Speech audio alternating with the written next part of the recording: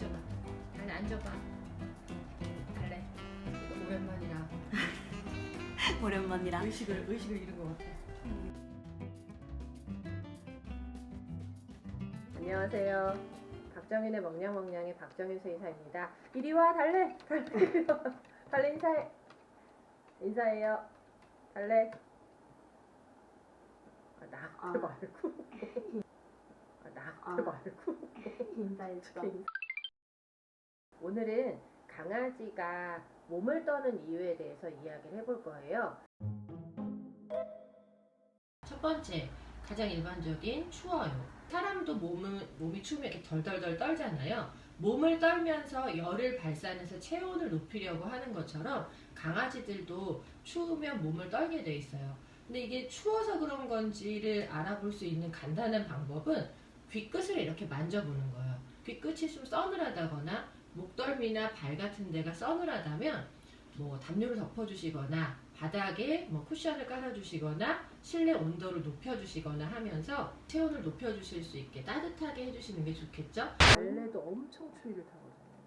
강아지가 털이 있어서 추위를 안 탄다고들 하는데 달래는 패딩을 입고도 차에 타서도 이렇게 떨어요. 내복을 안 입히면 떨어. 그리고 목도리도 해야 돼요.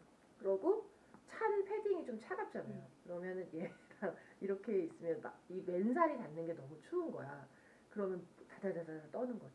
그럴 때는 목을 따뜻하게 하는 게 사실 제일 중요한 거 같아요. 옷은 두껍게 입는데 이렇게 목이 서늘하게 나와 있으면 우리도 추운 것처럼 목이나 이렇게 귀마개 같은 그런 것도 요즘 예쁜 거 많이 나오니까 그런 거 해주는 게 도움이 돼요.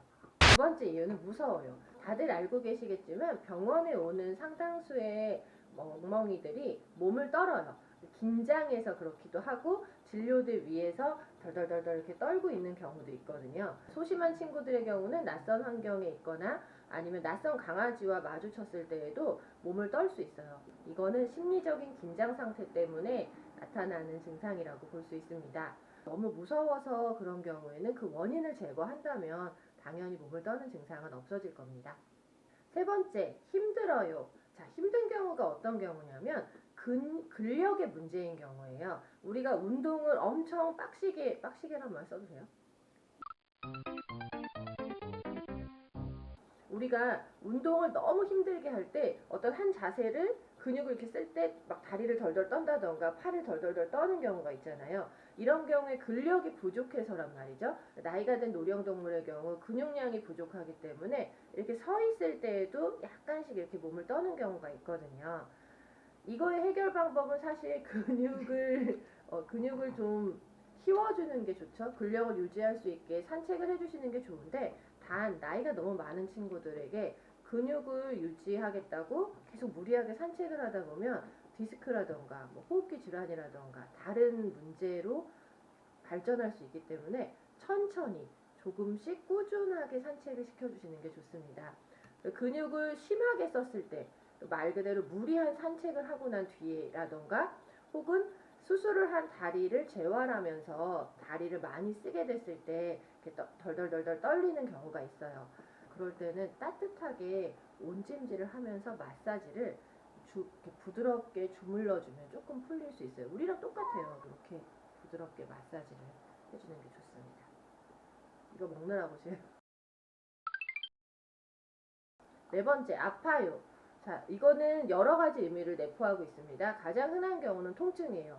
디스크가 있다던가 아니면 복통으로, 그러니까 췌장염으로 인한 복통으로 심하게 통증을 느낄 때는 약간 웅크리고 있으면서 움직이지 않은 채로 몸을 떨고 있어요. 식욕이 떨어진다던가 컨디션이 떨어진다던가 아니면 아이의 의식이 또렷하지 않다던가 평소와 다른 모습이라던가 혹은 경련인데 미약한 경련의 경우는 몸을 떠는 증상과 크게 육안으로 봤을 때 차이를 못 느끼거든요. 사실 신경 증상에 의한 떨림은 아마 이렇게 축 늘어져서 떨리는 증상이 더 많을 거예요. 그러니까 제대로 서지 못하고 몸을 움직이지 못하는 상태에서 떨릴 수 있는데 그럴 때 제일 쉬운 방법은 부르는 거예요. 약간 떨고 있는데 달래야 이렇게 부르면 이렇게 반응을 한단 말이에요. 귀를 쫑긋한다거나 하는 건 정말 제가 지금 나열한 4가지 이유 중에 하나일 거고 그렇지 않은 경우는 신경 증상일 수 있는 거죠.